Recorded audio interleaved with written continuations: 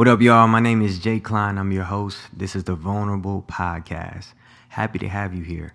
If you haven't yet, make sure you subscribe. If you have subscribed, make sure you share. And if you've already shared, take some time to send us your thoughts. We have an email, vulnerable.fam@gmail.com. Again, that's vulnerable.fam@gmail.com. If you want to reach out with any questions, thoughts, ideas, topics, or feedback, send us an email. And if you're interested in coming on the show, you can always reach out to me, JAYKLINE_JAYKLINE_.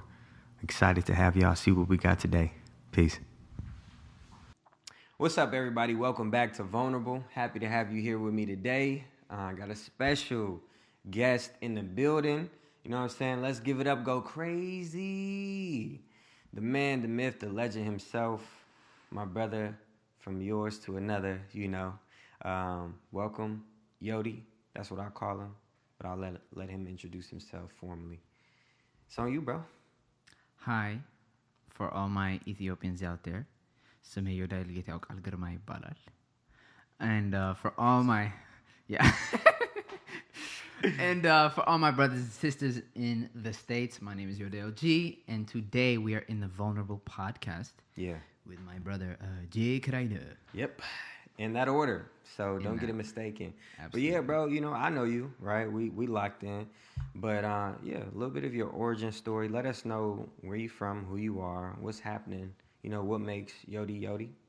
And what should we know? What would you like the people to know about you before we get into the nitty-gritty today? Yeah. So I'm Ethiopian. Yeah. Moved to the States in 2011. So juggling two cultures was fun. Yeah. Not just two cultures, but more so two norms, two standards. Yeah. So I hate to put America on blast, but America is not necessarily modest. Yeah. No, for real. Modesty is not. Yeah. When you moved here to 2011, you were already you had already lived life. I did. Previously in Ethiopia. I was a tween. Oh, sheesh. That was fun. Dang, that's crucial. So how did you even adjust to, you know, the normal Code switching. Got you. Code switching. Got you. So that part of that code switching included, okay, why do we believe what we believe in? Yeah. What are my norms? Yeah. What are some norms that I thought was righteous, but really just cultural? Right. Like, what if, all that stuff. So it's really interesting to navigate. Another thing about me and my sister is that I have an older sister. Is that our parents are really famous, Got you. uber famous. Yeah. In the Ethiopian Christian space. Got you. Duet gospel singers. So that was fun. BBCC Winans. Except they weren't siblings. Right. They were a married couple. So yeah. So it was kind of tough. I wasn't a PK, a pastor's kid, but I had the experience of one because my folks were ministers. Right. They were their obligations was to God, their family, and the church. So it was kind of that tension of, I have to go serve next weekend at this church. So they might leave, you know? So navigating that. Yeah. Is a big part of my origin story. Yeah. Another aspect of me is music is hereditary. My dad makes music. I make music. Yeah. And then his father made music. He was, I need you to think of the Michael Jackson of Ethiopian music. Sheesh. So he used to compose a lot for this dude. Dang. So it's triple. Goodness gracious. Yeah, twice fold. So y'all pretty much the Jackson 5 at this point. Minus the the pain that came within that family. But so kind of getting out of that space. We know about the world, but what to be in it and not of it. So that's another aspect of it, but that's its own can of worms. So when you came here, were you already bilingual? How were you navigating? Oh, cool. Watched a lot of TV, so tons. Got you. All right. Okay. That's dope though. It's cool because I think even from an American perspective, we can be so one-track minded or limited in our view, right? Our perspective of what it's like coming and really adapting to a completely new life, where you have to learn new customs and things of this nature. And America is so dominant on how we live life that we can choose to be bilingual if we want to. True. And so, coming from already a very prestigious background, if you will, but having certain access, that the average person that comes to another country doesn't. I'm sure that that was a unique experience, but you hit on something that I think was important. Was like your parents already had a sense of who they were. They were already established, and how did that kind of bleed into you guys, right? Like how did that contribute to how you developed, how you thought about yourself coming to a new space, like those kinds of things, was just flowing through my mind. They were one thing that I'm realizing a lot of people weren't fortunate to have that me and my sis were. Yeah. Is they were heavily invested in us. Wow. Everything, especially my mom, was very adamant on repeating the same things until we were sick of her.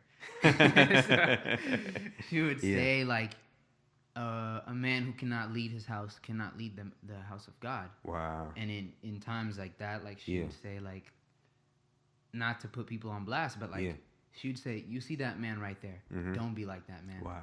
He cannot blah blah blah, and she would make an example out of them, not to shame them to their face, but to what's that saying?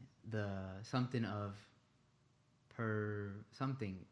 avoidance is way better than I don't remember the saying, but avoiding is way better than a cure. Malcolm looking at us right now because our producer, he told us to have our phone silenced. I am. And Yodi did not do it. So, we sweating bullets right now, y'all.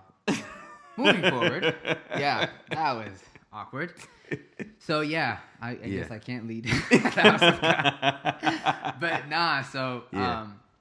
stuff like that, it was very practical. Another thing is like, if my father was busy, every night my mom would just say, come, we're praying, we're reading. Wow. So I was talking to a friend of mine who, me and him were like on parallels in our like walk with God, but he always knew I was kind of a year ahead of him, and he acknowledged that, but he was thinking, and he was telling me, maybe, I don't know, I feel like you're so religious or whatever, and I was like, no, I think the difference between us is that I had seeds planted in me at a young age, and there is that Proverbs that's like, you teach your children at a young age for a lifetime. Yeah, I'm paraphrasing, but so that was a heavy part of my early child like development, I would say. Yeah. So even if certain things in the world didn't make sense, spirituality, money, relationships, friends, all these things, honor, all these virtues, like, or just whatever the world threw at me, I always knew like my true north was like, one day it will make sense. Got you. And that thing came from like my faith in the word. Yeah. If that makes sense. No. Even though I didn't grasp it, I would be like, one day this will click. Yeah. It's just about when. And so obviously like Christ was a common theme in your journey, right? Like, sounds like not only was those principles definitely planted within you, but it's something that you decided to engage with too. Right.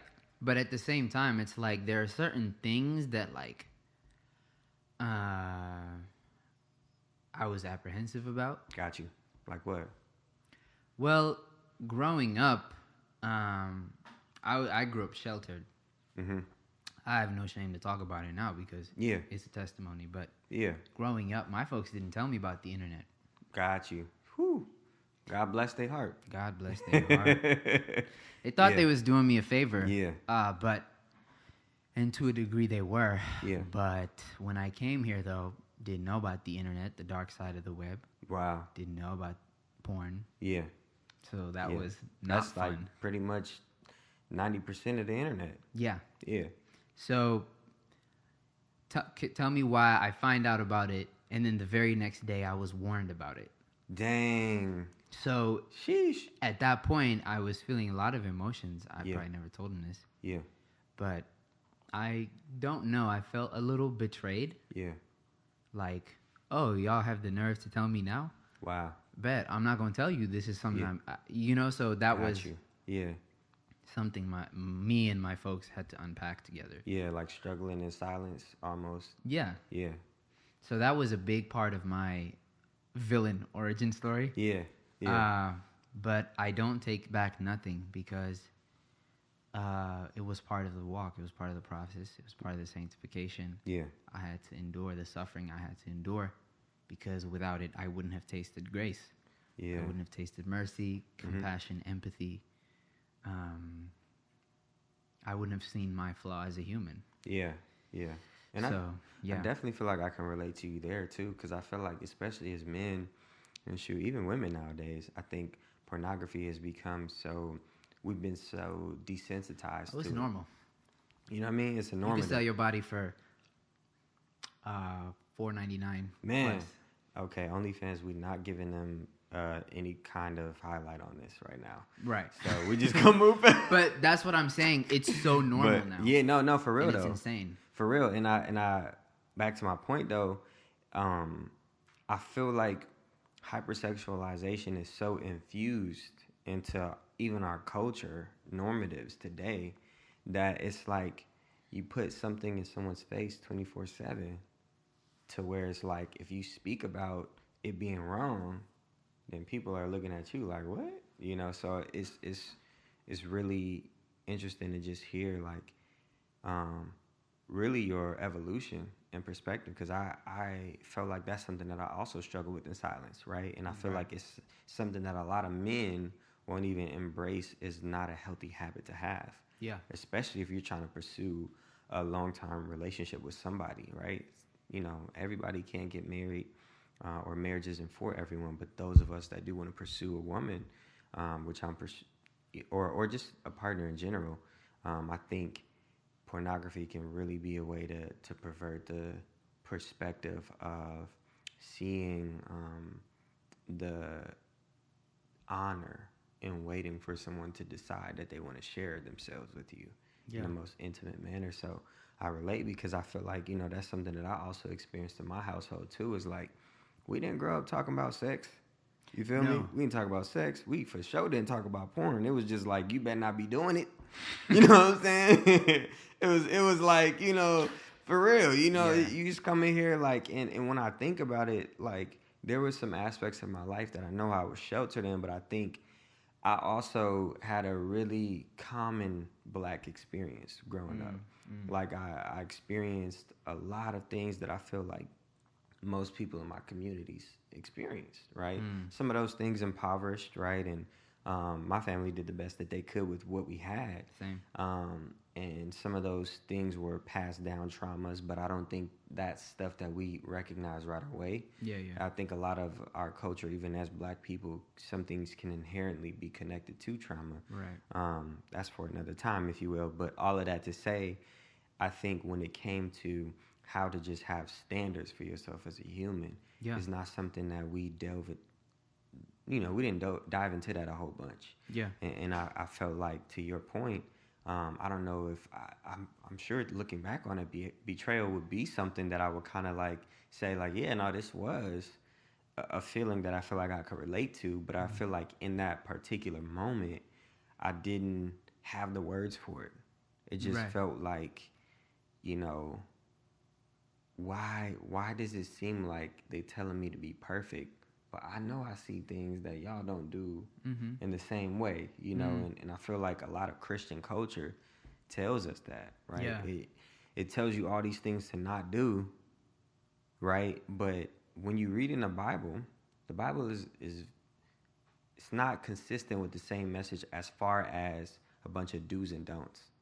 It really encourages you to pursue Christ. Yeah. And as you pursue Christ, you lean on him for strength to abstain from these things. Right. But I feel like culture tells us, Christian culture at least tells us something different. Like, what's your thoughts on that? I know I kind of hit a couple of different points, so you can feel free to respond to all. Which one do you want me to start with? I think porn was a good place to really keep the conversation centered, and then you can go to the other points after that. Well, then, okay, so then say you know, I like to look at it this way. And I'm very thankful I went through this because I now have the wisdom to just break it down. And I have, like, you cannot tell me otherwise because I'm living proof. Yeah. So let's go into it as this. Before this, you just went to church because of Sunday school. Right. It's kind of cute, you know? Yeah. Then after that, you see some things you shouldn't see, and you're like, whoa. So you're in a weird transition period from Sunday school to, like, youth group. When you get into youth group, then you'll start to see some crazy things. You'll start to see people who are pretentious. You'll start to see people who put on a mask. Just as good as you. And then you'll start to see people who just don't mean it. They're just going there because their folks make them go. And then you see them in their private life and they're a completely different being. To me, it was weird. I would wear a mask, but I wouldn't, like, while out like the others. So then after that, it starts to become, you have a choice to go to church in the first place. A lot of people drop out at that point. They start to pursue their world. For me, I would go. Kind of like going to college. Low key. So basically, now it's up to you. And people don't see the value in that. And that's when the real battle goes. And most of the times people tap out at this point. They don't see the value in hearing the word. So they do their own thing. It's their way or the highway. So they take their way. And then pretty much sooner or later, I found that I kind of did the same. But every 3 months, I'd go back to church. So I had the ability to relate to somebody who's far gone from the building of church. So I have this ability to confront them. And I also have noticed at times, I was just reflecting about this morning. I used to be afraid of telling people about Jesus. Not because it's not true, but because I wasn't secure in it, wasn't confident in it, and I feel like I wasn't well prepared in it. Because... And people respond to you differently. You know what I'm saying? Like, it's almost like categorically, you like, do I want to risk this reputation that I've worked so hard to be respected as this individual? Now I say, oh, I love God. And people are like, who is this? You're strange. And so, and at the same time, we weren't even emotionally intelligent. Beings. Facts. So I don't know how to disarm people. I don't know how to kind of walk in love. Because I might get Pharisaic and I might get very judgmental. Because you juggling these two cultures while trying to infuse, like... And secretly, I'm a sinner. No, that's good. Defeated sin. So then, because of that experience, because of my ability to know how much of a fraud I was right now, in retrospect, I can talk to somebody right now, and just by their tone, I know they're capping. I know they're just yapping. I know they're using big words, jargon, spiritual, like biblical acrobatics, just quoting verses. And I'm like, wow, if only this guy believed in it. Dog, for real. Because people will preach you down, but don't have none of it. But they can't speak it plainly. Facts. They can't live it out. And I know how you live. And I'm not trying to judge you. But then I'd ask him, okay, how would this help me kill sin? And I'd hear crickets. And that has let me know what is the real work that needs to be done. And so the first time I read the Bible, it was like very... Just let me read the prose, let me read the history, the lore, But then, poetry. Skip. I'm trying to see some like, fire from heaven, consumed, blah, blah, blah. Some just wild stuff. And then second time around, you start to see the life of Jesus and how loving he was and how like, and then you get to like, I've read it all. You give up. And then some passages will start to jump out of the pages to you. Some passages will start to kind of just like apply to you, and you'll go, whoa. And then you start to think, wait, what if, like one time I was reading Daniel, and I know how the king was like, if y'all can't tell me my dream, I know y'all are like, you guys will die.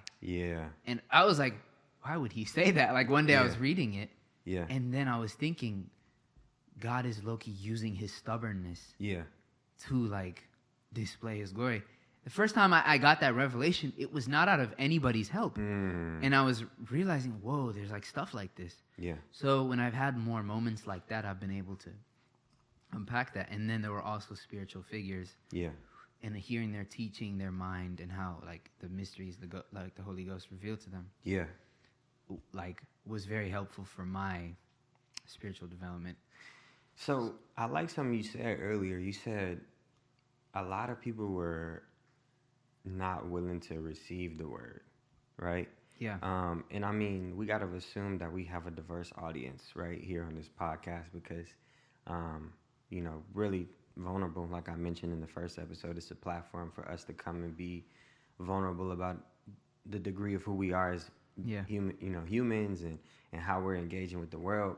So how would you break that down for somebody that's not even walking in a way that would be remotely parallel with Christian lifestyle, right? Or what we would deem as being saved. All of these things, because this might just be unfamiliar language. Yeah. It might be something that everybody's not in relation to. Yeah. And I want to be sensitive to that too, because I know even there are people that think they would consider themselves Christians, but some of this information might be new to them. Yeah.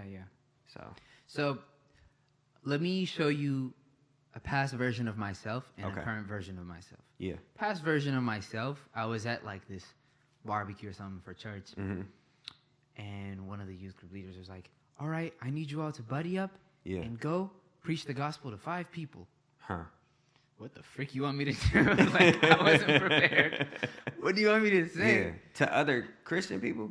And here's the catch. Yeah. We come to find out, like, it was a whole church. Like, everybody at that park was a different church. And it felt like a trick question.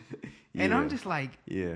So that encounter is like, how do you even break the ice? How do you even walk up to him? Yeah. And sometimes now it's like after soaking up the Bible, like living by the word, dying by the word, like living and breathing it, and like really like soaking it up, and applying it, importantly, and upholding it. Yeah. So let me give you an example. I have a homeboy from high school. Yeah. Doesn't believe in Jesus, God, or anything. Yeah. And he was talking to a girl. She was Christian. Okay. So he Bold knows. I'll tell you. Yeah. So he knows who I am. Yeah. So occasionally when they talk about spiritual stuff, or he'll come to me. Okay. Anyways, he was talking with this girl, and we also have a Muslim friend, and we're on FaceTime. This group FaceTime, and we're talking. Yeah. And then one day he had the nerve to say, Christianity's the dumbest religion I've ever heard, and I can bank on that. Wow. And I'm like, really? And he's like, yeah. And I was like, what makes you say that? Yeah. Now, in the past, I would have got my lick back. I would have, Yeah. But I was like, what makes you say that? Yeah. And he goes, well, because I know I'm confident in what I know about it. And I was like, really? Like what? And we're talking it out, and it's just a lot of misinformation. And my Muslim friends are listening. Yeah. And then he just kept talking like how people use religion in the name of God and blah, blah, blah. And I was like, every faith could do the same. We could talk about the jihadis. We could talk about all these people who say they're the mouthpiece of God. Yeah. So what makes you confident? Is it because of your... He's Jewish. Okay. And he's faced church hurt like no other. Like, okay. They said to him and his dad, like, your kind killed the Messiah. Oh, man. Some crazy stuff. That's bold. Very. So internalizes a lot of that hatred. Yeah. I'm healing for him, praying for him, his healing. Yeah. And then on the other side, mom's side, probably Mormon. Okay. So that's its own... So he got a lot going on. Right. Yeah. And so he's never really seen a disciple like his age or whatever. Yeah. So he's just talking, and I'm like, okay, would it be that? Yeah. He's like, well, that, and blah, blah, blah. And so I said, interesting. And I'm listening to him, and then he goes, plus, if Jesus were to come down right now on earth, not to judge it, but to go into a church building and see a cross, I'm pretty sure he'd get traumatized. And I said, and I kind of laughed. Wow. I giggled. Dang. And I said, I don't think so. Even though he defeated the cross, he would. Though, because to him the instrument is a torch. And and here's the thing. Yeah. And at that moment, whenever somebody, I've known this from my personal experience with the Holy Spirit. Like, when somebody brings up God to me, it's game time. Let's go. Yeah. Because I don't let that slide. Okay. Then I roll up my sleeves and I tell him that. But basically, he was like, I'm pretty sure Jesus would get traumatized. And I said, I laugh and I'm like, I don't think so. He goes, you don't think so? I was like, no. Wow. I was like, why? And I go, because for you, he'd do it all over again 5 million times. Wow. Now, that was the gospel. Sheesh. But you know what I'm saying? Like, it doesn't have to be. To him, you were worth dying for. Right. He was quiet. My Muslim friend was quiet. Wow. They were listening to me. Yeah. Seeds were being sown into them. Yeah. They don't know this to this day. And I'm like, every night I'm knocking them out. Yeah. With prayer. Because this is how it works. Right. And then he's like, okay, well, what do you think about the Crusades, the Spanish Inquisition? Yeah. I'm like, dog, that is like an organization. Yeah. Backed behind like the church, like, and they're weaponizing God. Yeah. And this is nothing new. If you read what he's saying, you would realize like this isn't like who God is in the nature of God. Man, that's so true. Because I feel like, not to interrupt you, but I feel like that's something that I think a lot of people, especially in our generation, struggle with. Is I think serving God and just be identifying as a Christian was something that was really preached down our throats, or it was something that was given to us in a manner that didn't seem that inclusive, right? It seemed really like militant. It was fearful. Exactly. A lot of people scared to go to hell.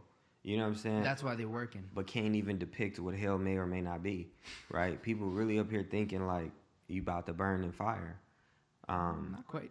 Right, yeah. You know, and I think while I'm intentional in utilizing these phrases, my heart, and from those that know me, and for those of y'all that don't know me, and just, meet me on this platform, I would say one thing that I feel like most people could say is I try to be controversial in what I bring up. And maybe I'll reword that. I try to be intentional in my word selection, right, saying things that I think would be thought-provoking to really help us think about the things that we say. For example, like, what is it to be a Christian? Right. Most of the times, people are going to go to listing all these behaviors.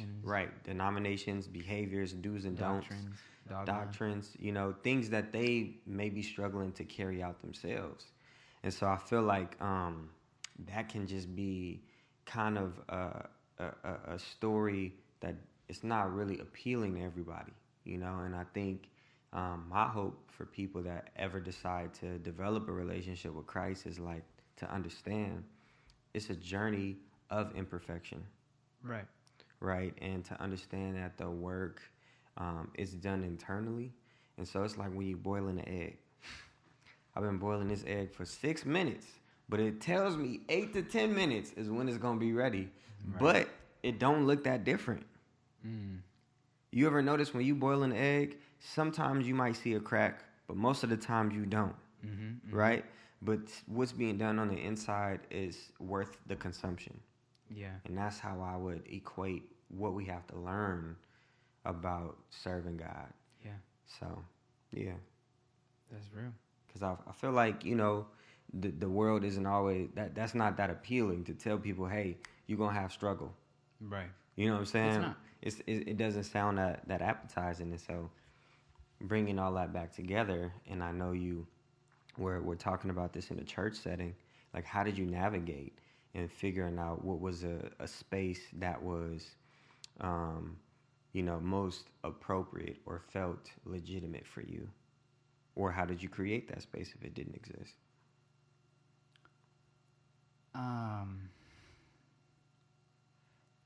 It was right when I was in college, first year. I was just realizing how like the algorithm just gives you what you want to see, not what you need to hear. So the moment I had an English teacher who told me there's no such thing as reality, only perception. Wow. And that was in one of my songs, if you remember. Yes. And that got me thinking, oh, I need to undo this thing. I need to go out of my way to follow people I don't agree with. Yeah. Not to, like, get influenced, but, like, to hear them out. Yeah. And then the more willing I got, the more I was willing to go the distance.